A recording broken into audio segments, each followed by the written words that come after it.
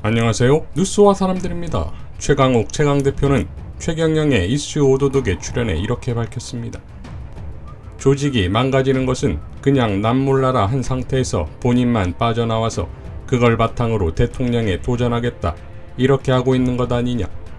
그러니까 최근에 나타난 현상이 어제 제가 다른 자리에서 잠깐 말씀을 드렸는데 조국 장관님한테 윤석열의 최측근이자 수하였던 사람이 최근에 전화를 걸어왔다. 메시지를 보낸 것도 아니고 전화를 걸어와서 여러가지 제가 하여튼 드릴 말씀이 많고 면목이 없는 게 사실인데 정말 죄송했습니다. 제 입장도 좀 이해해 줬으면 좋겠습니다. 뭐 이런 식의 얘기를 한 거다. 그러니까 조국 장관님이 황당해 하셔서 오랜만에 저한테 문자를 보냈다. 지금 이 친구가 나한테 연락을 했는데 뭐지? 그랬다. 전화의 얘기를 마무리하자면 내부에 있는 사람들이 당연히 동요할 수밖에 없고 반감을 가진 사람들이 많이 있었으니까 윤석열의 입장에서는 대비책이 있어야 한다. 자기는 정치로 뛰어드는 마당에 친정 사람들이 외면하면 정치를 할 수 없다. 그 내부를 다독거리는 말로 그 수하들이 내부에 퍼뜨렸단 말이 뭐냐면 저는 제보를 받은 건데 걱정하지 마라. 윤석열이 대통령이 된다. 그 근거가 뭐냐? 역대 대통령 선거를 보면 선거일 기준 1년 전 지지율이 1등이었던 사람이 노무현 대통령 빼고 다 대통령이 됐다. 그러니까 이번에도 윤석열이다. 이렇게 얘기를 하면서 들썩들썩 거리는 걸 무마시키고 있었다는 것이다. 그리고 최근에 그런 보도가 있었다. 인사 이후에 사표를 내려고 하는 사람들한테 윤석열 씨가 전화를 해서 좀 기다려라 했다는 거다. 무슨 얘기인가? 내가 대통령이 되면 공신으로 해줄게 이런 거다. 겨우 다독거리고 왔는데 이 사람 생각만큼 지지율이 올라가지 않고 꺾이고 있는 추세로 들어가니까 그 수하의 최측근인 친구도 보험을 들어놔야 되는 거다 라고 밝혔습니다. 자, 대단하지요? 그러니까 최측근도 이제는 믿을 수 없는 윤석열의 지지율이다 이거지요. 을이니 신이니 뭐 이런 멋진 관계가 아니라 내가 대통령만 된다면 너희들을 다 품겠다. 그러니 안에서 싸워라. 이건데 국가와 민족의 미래를 담보할 대통령 자리를 두고 철저히 비즈니스적 관계로 움직이는 집단일 뿐이다 이겁니다. 지평선을 시작으로 10원 한 장, 주 120시간, 탄소 중립, 대구가 아니었으면 밀란 등 가족 리스크 이전에 본인 스스로 폭망하고 있는 것을 누구보다도 가슴 졸이며 보고 있을 윤석열 사단의 현직 검사들인 것인데 윤석열의 이런 행보를 보며 답이 나왔겠지요. 그리고 오늘 이한열 열사의 조형물을 보며 이게 부마인가? 라는 질문을 던지는 윤석열을 보며 그들은 윤석열 손절에 대한 안도의 한숨을 쉬지 않았을까요? 최근 SH공사 사장으로 내정된 김연아에 대해 이재명 지사는 이렇게 밝혔습니다. 고양이에게 생선을 맡길 수는 없습니다. 이재명 정부에서는 다주택 고위공직자가 부동산 정책 결정에 참여하는 일은 결코 없을 것입니다. 서울시의회가 김연아 서울주택도시공사 사장 후보자에 대해 부적격 의견으로 인사청문 보고서를 의결했습니다. 당연한 결정입니다. 오세훈 시장은 지금이라도 임명계획을 철회하길 바랍니다. 아무리 좋은 정책도 당국에 대한 신뢰가 없으면 효과를 발휘할 수 없습니다. 부동산 정책은 더욱 그러합니다. 각종 인허가, 국토계획, 도시계획 등 부동산 가격에 영향을 미칠 뿐만 아니라 개인, 집단의 이해가 첨예하게 얽힌 영역이기 때문에 그렇습니다. 김연아 후보자는 강남 아파트를 비롯해 부동산을 4채나 보유하고 있는 다주택자입니다. 상식적으로 주택정책을 결정하는 중요한 직위에 다주택자를 임명한다면 어느 누가 정책을 신뢰하겠습니까? 고양이에게 생선가게를 통째로 맡기는 꼴입니다.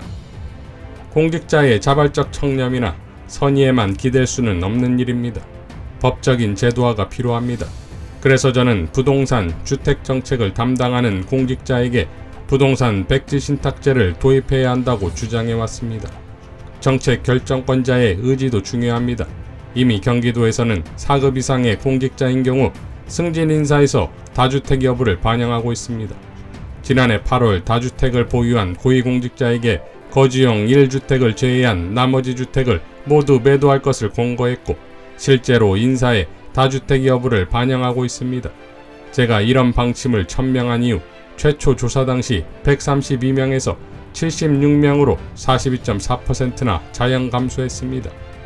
다주택 보유 사실을 숨기고 보유 현황을 허위로 제출해 올해 1월 4급으로 승진한 공무원 1명은 직위 해제하고 승진 취소 중징계를 검토하고 있습니다.